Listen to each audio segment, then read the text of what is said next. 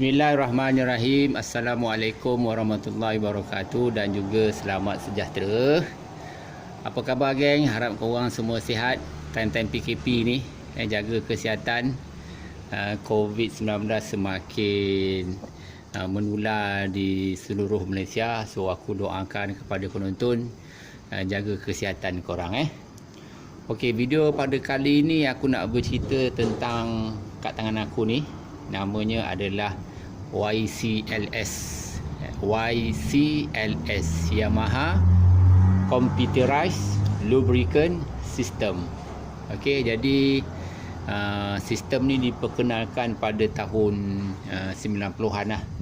Okey, yang mana pada ketika itu motor dua lejang menggunakan minyak tuti sedang meningkat penggunaannya di seluruh dunia. Okey, memandangkan pada ketika itu motor dua lejang ni menghasilkan asap yang banyak akibat daripada sistem dua lejang yang tak sempurna. Maka Yamaha telah mengeluarkan YCLS ini supaya dapat mengawal sistem minyak cuci dengan lebih cekap dan tepat. Okey, so stay tune lah. Aku akan ceritakan sedikit berkenaan dengan YCLS ni. Okey geng, pertama sekali aku nak maklumkan awal-awal, pada dasarnya aku pun taklah terlalu tahu sangat berkenaan YCLS ni, dan aku cuma berkongsi dengan pengetahuan yang aku ada. Okey, jadi untuk TZM pada ketika itu TZM Yamaha SS, okey, SS2, SS1, dia telah memperkenalkan YCLS ni dan diletakkan kepada bahagian red buff. Okey, red buff kat dalam tu. Okey, dan dia ada satu kabel elektrik yang kabel ini akan disambung pada wiring utama, dan YCLS ni dikawal oleh CDI. CDI original, CDI local, CDI racing, aku tak pasti bagaimana sistem tu dibina pada CDI tersebut. Tapi YCLS TZM original memang CDI yang kontrol dia punya YCLS. Di tangan aku ni contohlah CDI original TZM yang masih ada dalam simpanan, bukan simpanan aku lah, yang masih digunakan salah satu motor TZM yang sedang aku restore. Okey, dia punya ciri-ciri dia biasanya dia ada logo Yamaha kat depan ni, dan dia akan tulis 4AP00 kat sini. Wire punya color sama ikut wire body, tak ada yang berlainan, sama sebiji, just sambung sahaja. Okey, kalau CDI racing aku tengok kadang-kadang tak sama wire dia, kita kena cari sambungan yang betul. Okey, tapi kalau yang original beginilah rupa dia, warna hitam. Okey, ada logo Yamaha dan ada tulis AP00. Okey, dalam ni dia dah keraskan. Dalam ni dah yang dinamakan computerized tu. Yang dia dah set dalam ni. Dia ada capacitor, dia ada litar lah, dia ada litar elektronik dalam ni. Okey, ini CDI original TZM. Kalau kita menggunakan YCLS, okey, kita akan guna YCLS, kabel hose tuti yang ada ni, macam motor aku ni, motor aku aku tak gunakan YCLS. Okey, kalau kita gunakan YCLS, hose tuti kecil ni dia akan berada dekat tepi sini. Okey, kau nampak tak? Kat tepi, dan di bawah ni akan disambung pada red buff. Okey, ini cara pemasangan dia akan sambung pada red buff. Okey, jadi tuti ni dia akan dipump masuk menggunakan pump tuti ni, dia akan masuk ke dalam YCLS dahulu. Okey, dan dalam ni ada sistem elektronik lah untuk pump masuk untuk pump masuk turun bawah baru pergi ke red buff. Okey, dan di atas ini adalah jika computerized baca YCLS tuti tidak diperlukan masuk ke dalam red buff, dia akan tendang naik ke atas. Dekat atas ada satu hose lagi. Okey, dia akan dihantar ke tuti besar balik. tuti besar ni dia ada hose kat atas ni. Okey, daripada bawah. Okey, daripada bawah dia akan naik pergi dekat fender tu, dia akan sorok situ dan dia akan letak dekat sini. Okey. Dan belakang ni ada lagi lubang. Ini baru lubang angin. Lubang angin untuk tong tuti. Yang ni bukan lubang angin Yang ni sebenarnya untuk hantar lebihan tuti yang dikawal oleh YCLS naik daripada atas tadi. Okey, naik daripada atas masuk semula ke dalam pam tuti. Jadi itulah yang dinamakan tuti dikawal oleh ini. Berapa banyak yang diperlukan oleh enjin minyak tuti dikawal oleh YCLS. Okey, fakta yang aku tak dapat nak sahkan lah. Aku tak dapat nak sahkan. Ada yang menyatakan ketika enjin idle, enjin yang sedang idle bawah RPM 2, YCLS akan stop. Minyak hantar ke dalam blok, hantar ke red valve. Minyak akan blok.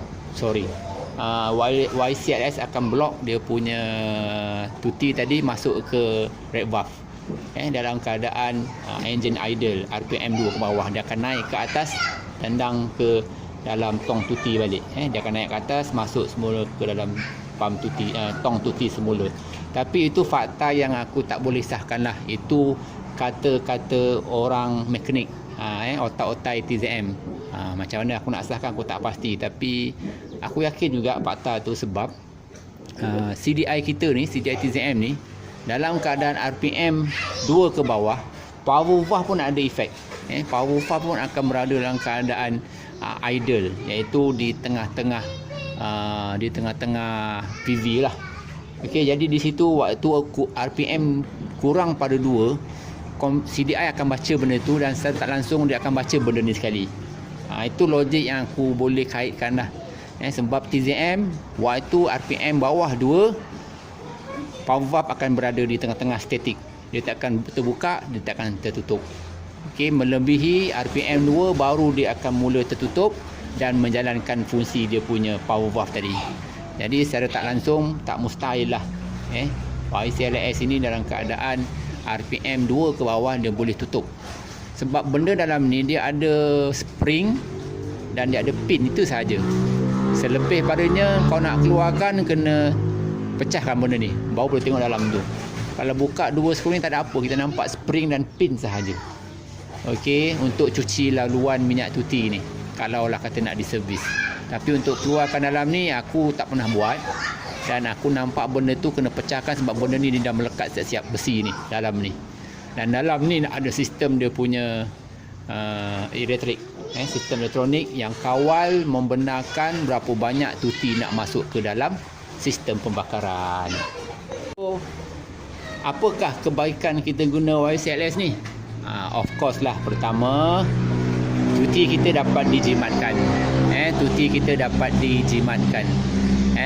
Sebab benda ni dalam keadaan RPM 2 ke bawah, walaupun pam tuti berpusing masuk hantar minyak, tapi dia akan sekat dekat sini. Dan tuti akan masuk semula ke dalam tong daripada atas ni. Walhal enjin kita, kalau korang nak try, hose ni kau buka, kau start enjin, dalam keadaan enjin idle, tuti masih lagi bergerak tapi sedikit. Dia macam cikit-cikit sikit, cit dalam 1 second sikit, 1 second sikit. Dalam keadaan puli pusing besar, baru minyak tu banyak keluar. Ini pam sini. Berbeza dengan YCLS. YCLS akan baca RPM, akan baca servo, akan baca CDI, baru dia benarkan tuti banyak mana nak masuk ke dalam red valve. Okey, itu kelebihan pertama. Minyak tuti akan jimat. Okey, kelebihan yang kedua apa lagi? Bila tuti jimat, aku yakin blok kita dalam keadaan bersih. Okey, tak ada limpahan minyak. Kalau kata pam tuti kita rosak pun, dia terlebih pam, dia akan dikawal kat sini, akan naik semula ke atas. So automatically sistem exhaust, sistem blok, sistem plug tak akan basah dengan minyak tuti yang berlebihan. Okey, tak akan basah dengan minyak tuti berlebihan. Dan aku rasa dua tu lah kelebihan yang paling utama guna YCLS ni. Okey. Bagaimana pula dia punya keburukan?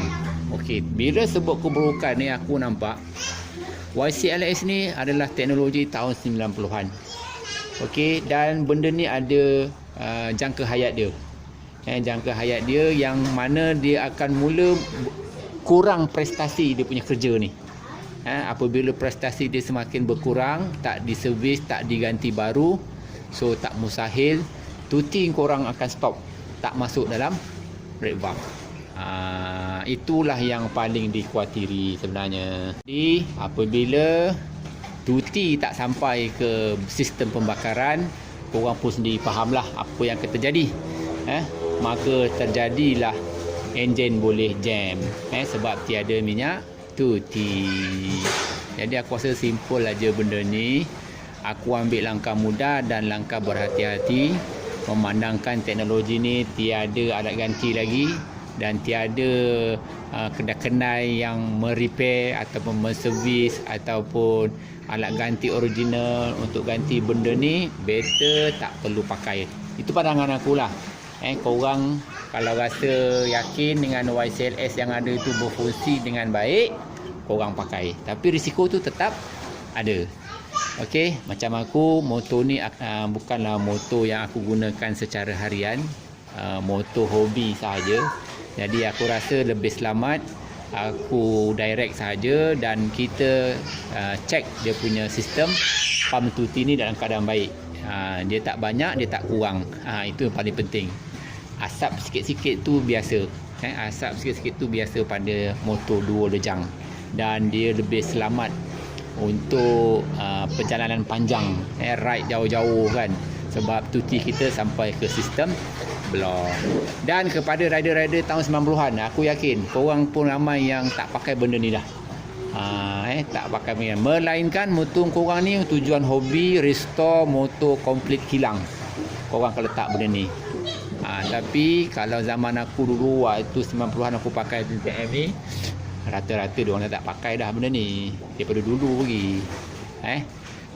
Yang mana kaki-kaki rempit, yang mana kaki-kaki race diorang tak pakai dah benda ni. Tak pakai. Sebab benda ni memberi risiko kepada enjin kita jam. Apa lagi yang boleh dikongsikan? Benda ni kalau tak pakai pun dia punya konektor elektrik ni kat atas tu kau sorok je lah, seletip je lah, tutup, tak payah pakai. Sebab kalau tak seletip kan nanti takut short dengan elektrik dan sebagainya. Korang lipat, seletip baik-baik dan simpan sorok bawah horn tu. Okey, dan dia tidak ada memberi kesan sampingan pada korang punya sistem wiring lah. Setakat ni aku pakai enjin tak ada apa-apa lah. Cuma kesan jangka masa panjangnya bila tuti berlebih macam ni, exhaust kita ni kena selalu cuci. Setahun sekali mungkin. Cuci senang sekarang, cuci dengan soda. Jadi dia akan tanggalkan dia punya minyak-minyak, kerak-kerak dalam exhaust tu dengan mudah. Itu saja. Yang lain-lainnya aku rasa itu sajalah perkongsian aku video pada kali ini. Dan kalau ada yang maklumat tak tepat, korang boleh komen supaya sama-sama kita berkongsi pengetahuan tentang YCLS. Okeylah, kepada penonton aku ucapkan terima kasih. Stay tune, jangan lupa subscribe channel aku. Bye bye dan jumpa lagi.